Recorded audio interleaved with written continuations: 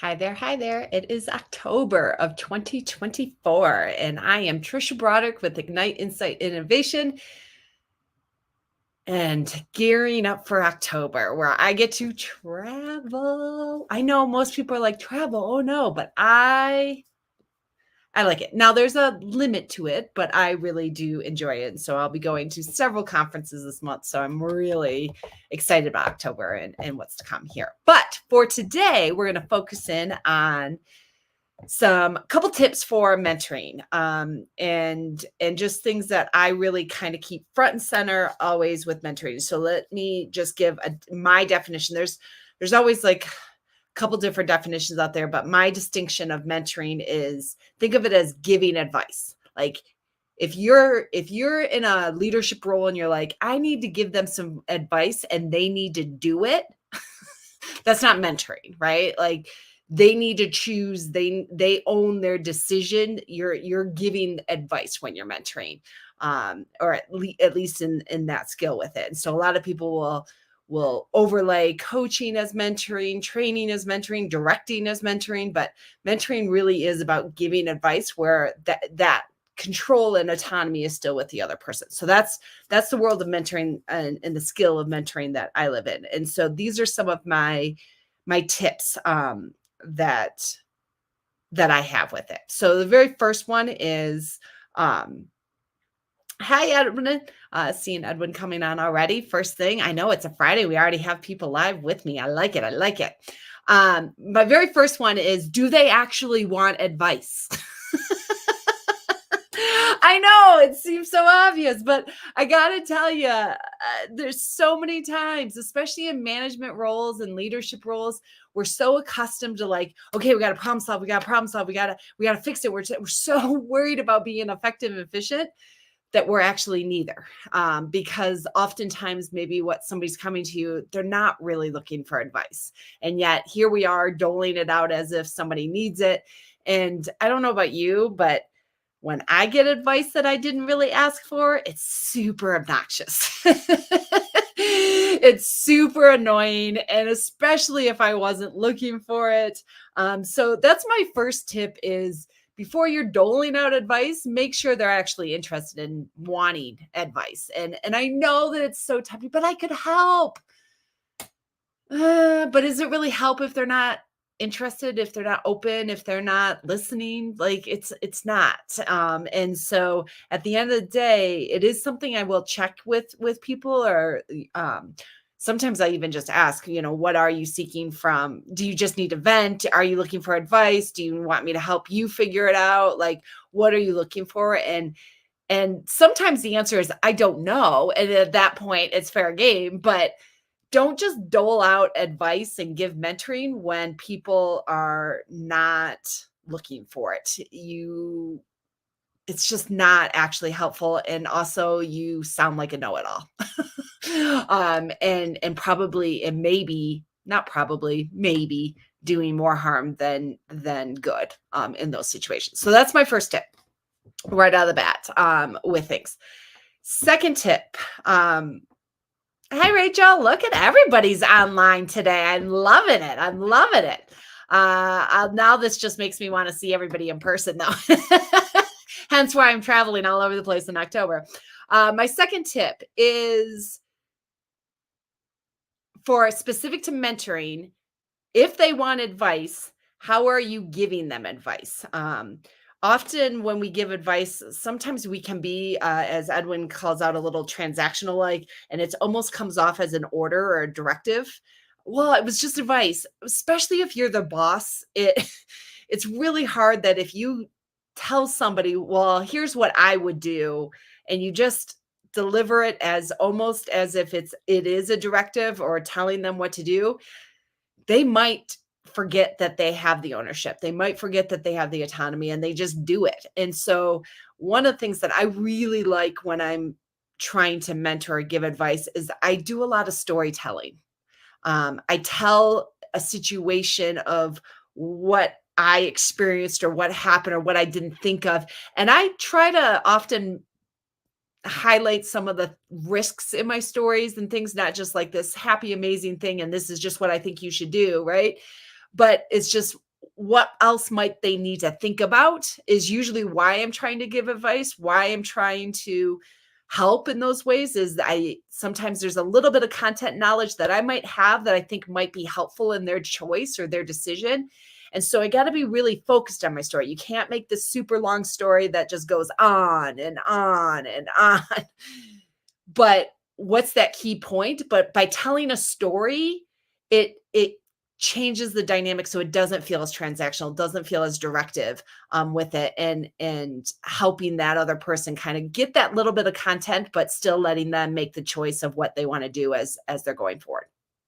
So careful of how you deliver that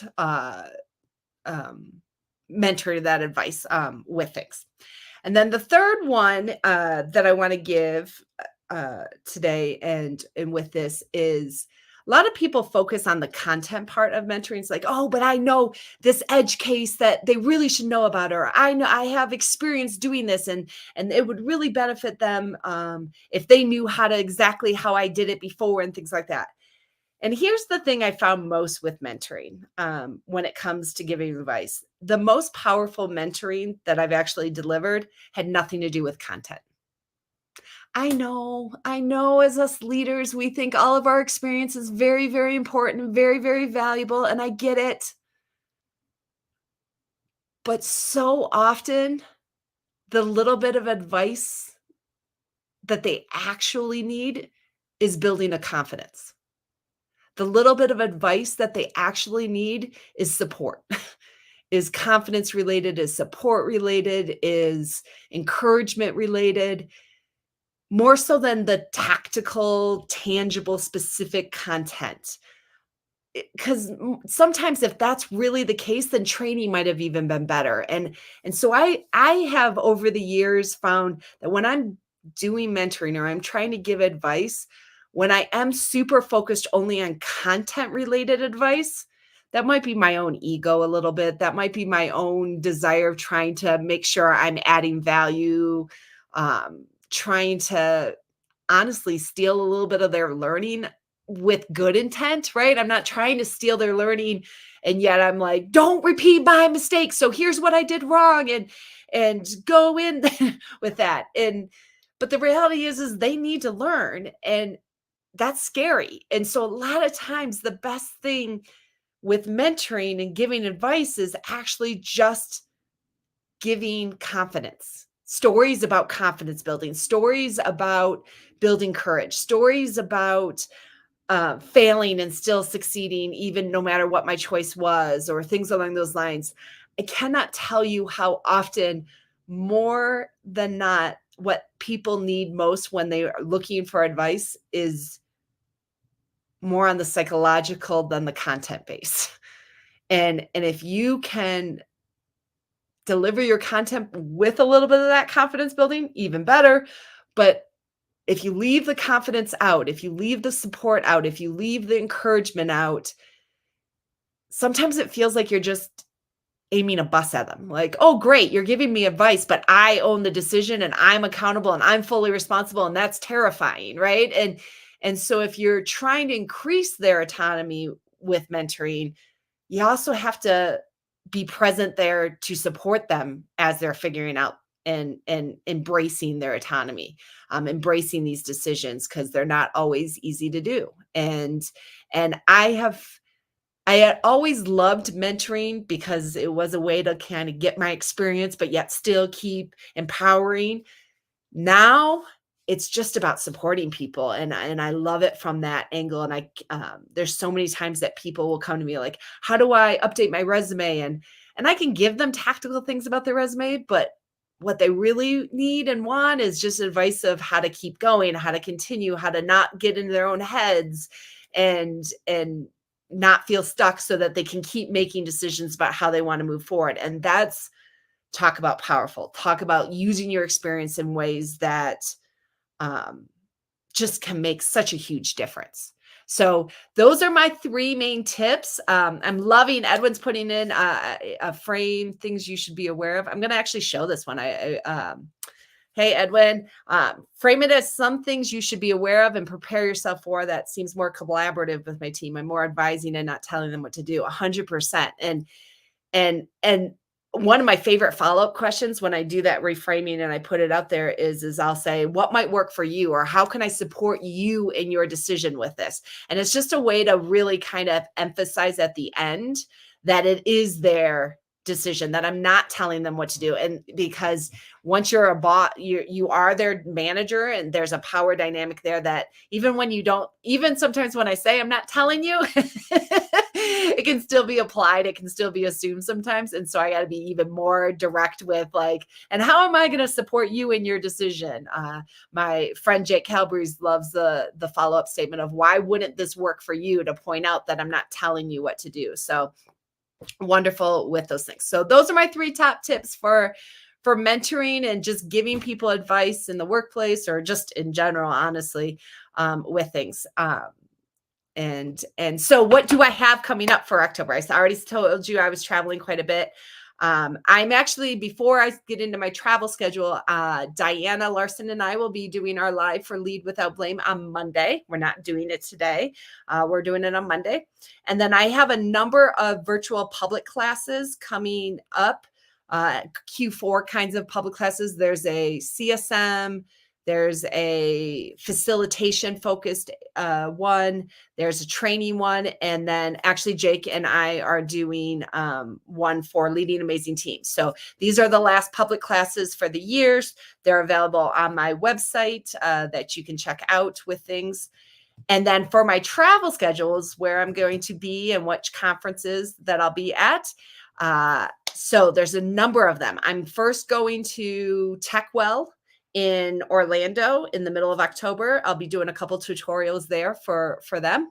Then I will be flying up to Indianapolis, and I will be attending my first Agile Indy. I'm so very excited. I'll be doing a session with Agile Indy this month. And then I will be with WCIT, Women Computing and Technology. I'll be doing a keynote here in Denver, so not traveling for that one. But I'll be here. And then the Innovate one that I was going to keynote in Virginia has been moved into 2025. They had some issues with the venue. So Innovate in Virginia is now in, I don't remember which month. All of a sudden it's not dinging with me, but that was supposed to be this month, but that is now going to be early spring ish timeframe of 2025. And Agile Network, I'm also a part of that, and they're going to be doing their like full blown. Yeah, I don't know who LinkedIn user is, but it is very Midwest Trisha. Like I am 100%. I just need. I'm actually, somebody's going to be at DevOps Des Moines.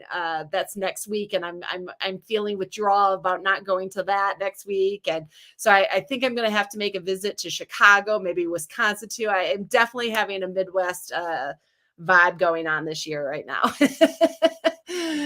Back to Michigan, back to visit family and friends, get it all in.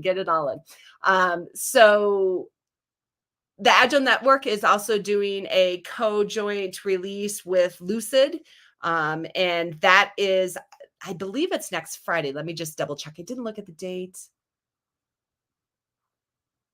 to look and make sure. I didn't look to make sure. Oh no, it's the 8th. It's not next Friday. It's October 8th. So I'm glad I looked. Yes, I need to get down to Atlanta too. Yes. I want to be all the places, people, all the places. I want all the travel. Like that's and seeing people, it's just my favorite. So have a wonderful October. If you need anything, just holler, and then I'll see you next month.